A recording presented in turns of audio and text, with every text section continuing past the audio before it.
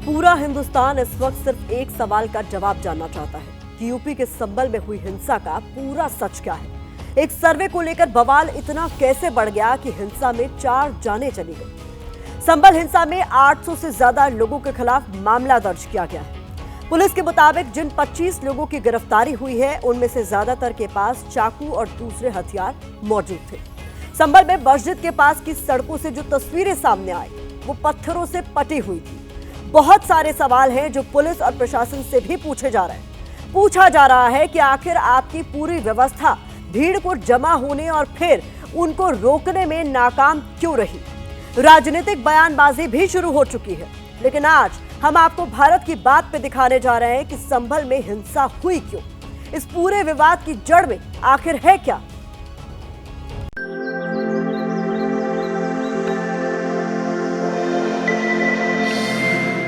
आज हम आपको बताएंगे कि उत्तर प्रदेश का जो संभल रविवार सुबह तक बिल्कुल शांत था, वहां हिंसा का ज्वालामुखी आखिर कैसे धधक उठा। शांत रहो, जो बनवा कर लो, कौन क्या कह रहा है?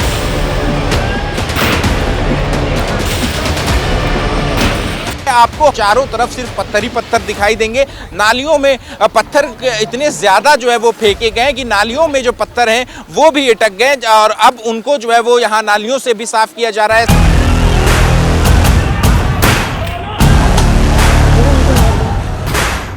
आज हम बताएंगे कि संभल की बाबरी मस्जिद कही जाने वाली शाही जामा मस्जिद की चौहद्दी में हिंसा का चक्रव्यूह कैसे रचा गया।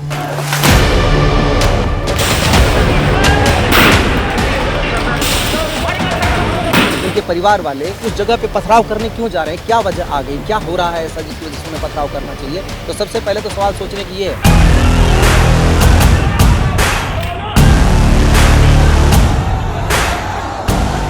सड़क पर पत्थरों की ये चादर किसने बिछाई।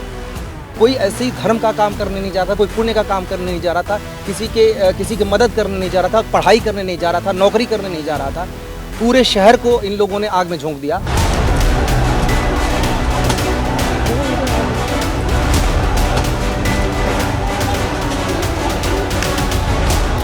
हजारों की नकाबपोश भीड़ मस्जिद के बाहर कब, क्यों और कैसे जमा हुई। ये शाही जामा मस्जिद है और जामा मस्जिद के ठीक बाहर जो गाड़ियां हैं वो अभी भी जली हुई अवस्था में यहाँ पर पड़ी हुई हैं, जो कि ये बताने के लिए काफ़ी है किस तरीके से जो बलवाई हैं, जो दंगाई हैं वो यहाँ पर इकट्ठा हुए और फिर जो है वो ताबड़तोड़ यहाँ पर पत्थर जो है वो भी यहाँ पर बरसाने लगे और रास्ते में जो भी गाड़ियाँ जो भी वाहन जो है उन्हें दिखाई दिए उनको जो है वो आग के हवाले कर दिया। मकसद जो है वो यही था कि किसी तरीके से जो शांति व्यवस्था है, जो कानून की प्रक्रिया है, उसमें बाधा डाला जाए। ऐसे हर सवाल का जवाब जानने के लिए हम रविवार सुबह से ही शुरू करते हैं। दिल्ली से करीब 160 किलोमीटर दूर उत्तर प्रदेश का संभल हर सुबह की तरह अपने दिन की शुरुआत कर रहा था। धुंध और कोहरे की चादर में लिपटे शहर की सड़कों पर गाड़ियां दौड़ने लगी थी। संभल की शाही जामा मस्जिद के दरवाजे पर ठीक इसी तस्वीर की तरह कोई मौजूद नहीं था और फिर यहाँ कोर्ट के आदेश के बाद एक सर्वे टीम पहुंची। संभल की शाही जामा मस्जिद पर इस वक्त सर्वे का काम चल रहा है। हम आपको दिखाना चाहेंगे कि ये जो कोर्ट कमिश्नर की टीम है वो इस वक्त मुआयना कर रही है शाही जामा मस्जिद के बाहरी इलाके का, और ये जो दूसरा गेट है उस पर ये खड़े हुए हैं इस वक्त। और ये जो है सुबह 7:30 बजे लगभग यहाँ पहुँच गए थे और लगभग तस्वीरें रविवार सुबह ठीक उसी वक्त की हैं जब सर्वे टीम मस्जिद के दरवाजे तक पहुंच चुकी थी। सर्वे टीम के साथ पुलिस की टुकड़ी भी दिखाई दे रही है। जो पुलिस सुरक्षा है वो हम आपको दिखाना चाहेंगे कि भारी पुलिस फोर्स जो है शाही जामा मस्जिद के चारों तरफ जो है वो लगाई गई है। अगर इस रिपोर्ट को देख रहे दर्शकों के मन में ये सवाल है कि आखिर सर्वे टीम संभल की शाही जामा मस्जिद में सर्वे के लिए क्यों पहुंची थी, तो हम आपको बता दें कि हिंदू पक्ष का दावा है कि मस्जिद पहले हरिहर मंदिर था, जबकि मुस्लिम पक्ष इस दावे को खारिज करता है। सर्वे में कोई ऐसी आपत्तिजनक कोई चीज नहीं पाई गई है जिससे कोई संदेह इस तरह का हो, यही माना जाएगा कि ये असलियत में जामा मस्जिद ही है। संभल में जो हरिहर मंदिर है, हम सारे लोग जानते हैं कि हमारी आस्था का केंद्र है और हमारे बिलीफ और फेथ के अनुसार यहाँ पे 10 अवतार में से कल की अवतार इसी जगह पे होना है। 1529 में बाबर ने इस जगह को, मंदिर को तोड़ के यहाँ पे तथाकथित मस्जिद के रूप में कन्वर्ट करने की कोशिश की थी और आज उसी के लिए यहाँ पे दावा पेश किया गया है। 19 नवंबर को हिंदू पक्ष की याचिका पर सुनवाई करते हुए सिविल कोर्ट ने संभल की जामा मस्जिद में सर्वे कराने के आदेश जारी किए थे। मस्जिद की फोटोग्राफी और वीडियोग्राफी कराने के बाद 7 दिन के भीतर रिपोर्ट कोर्ट में दाखिल करने को कहा गया था। आपकी स्क्रीन पर मौजूद ये तस्वीरें 19 नवंबर की शाम की हैं, जब कोर्ट का आदेश आने के बाद सर्वे टीम पुलिस और प्रशासन के साथ मस्जिद पहुंची थी। 1 घंटे तक सर्वे हुआ, लेकिन रात होने की वजह से दोबारा सर्वे की गुजारिश की गई। 24 नवंबर को संभल की बाबरी मस्जिद कही जाने वाली जामा मस्जिद में दोबारा सर्वे की तारीख और वक्त तय हुआ। पुलिस के साथ सर्वे टीम मस्जिद के भीतर गई। सुबह 7:30 बजे सर्वे शुरू हो चुका था। 1.25 घंटे का वक्त बीत चुका था, लेकिन जैसे ही घड़ी में सुबह के 9:15 बजे का वक्त हुआ, मस्जिद को 3 तरफ से भीड़ ने घेर दिया। 9:15 बजे जहां हम खड़े हैं मस्जिद के पीछे, यहाँ भीड़ बहुत अधिक हो गई थी। अचानक जो भीड़ थी, उन्होंने पुलिस को धकेलना जब शुरू किया तब और पीछे से कुछ पत्थर आए तो पुलिस ने हल्का बल प्रयोग किया, और क्योंकि पत्थरबाजी शुरू हुई 9:15 बजे। भीड़ कितनी थी और किस तरह पुलिस को हटाकर आगे जाना चाहती थी, उसकी मिसाल है ये तस्वीरें। मस्जिद की तरफ जाने वाली सड़क लोगों से पटी हुई है। पुलिस के रोकने पर भी भीड़ मानने को तैयार नहीं थी और इसके बाद भीड़ को खदेड़ने के लिए पुलिस लाठीचार्ज करती है।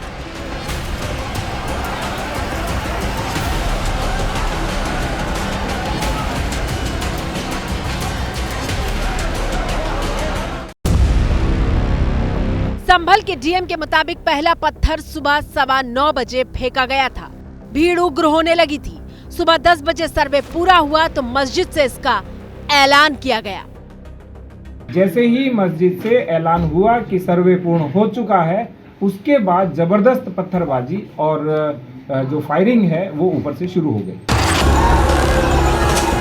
सुना आपने, सर्वे पूरा होने का ऐलान हुआ और संभल की शाही जामा मस्जिद के चारों तरफ माहौल बदल गया।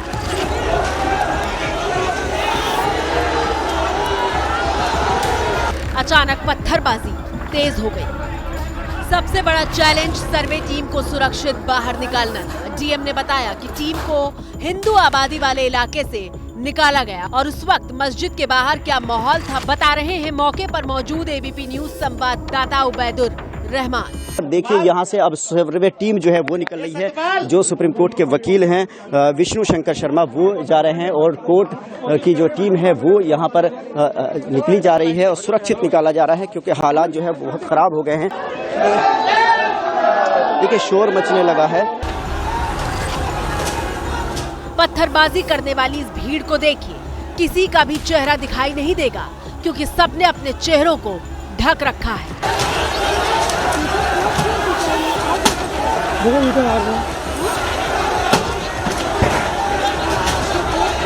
अचानक हुई इस पत्थरबाजी से पुलिस भी हैरान थी और बार बार दंगाइयों से शांत रहने की अपील कर रही थी।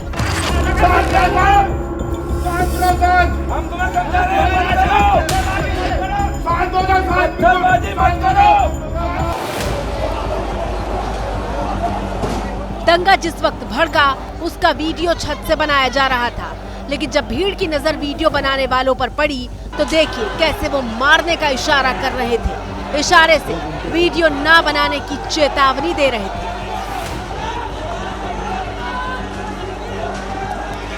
दंगाइयों की भीड़ में से कुछ युवक छत की तरफ पत्थर भी फेंकते दिखाई दे रहे हैं।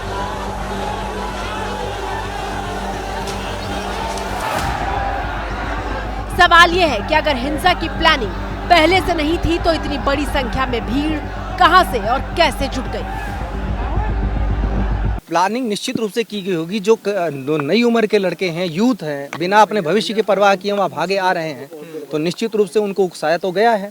उसकी प्लानिंग तो की गई है, क्योंकि वजह आप कोई नहीं खोज पाएंगे, उनसे भी पूछेंगे तो वजह नहीं बता पाएंगे कि मस्जिद को कोई स्ट्रक्चर को नुकसान नहीं पहुंचाया जा रहा था। दंगाइयों ने जब गाड़ियों में आग लगानी शुरू की तो पुलिस ने उन्हें रोकने के लिए आंसू गैस के गोले दागे।